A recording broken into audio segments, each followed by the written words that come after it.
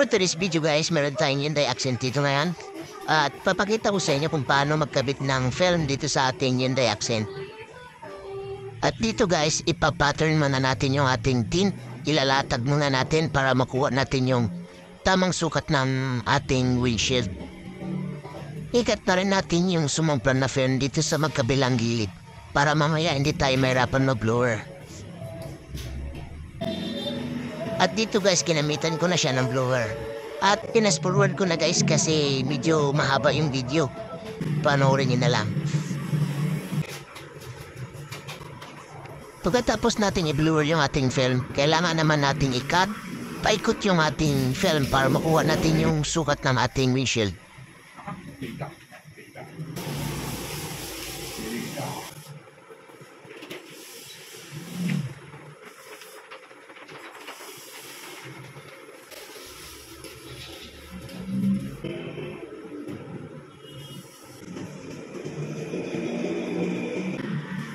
At dito guys, nilagyan ko na siya ng rope soak para ma-absorb niya lahat ng tubig na manggagaling sa ating spray gun.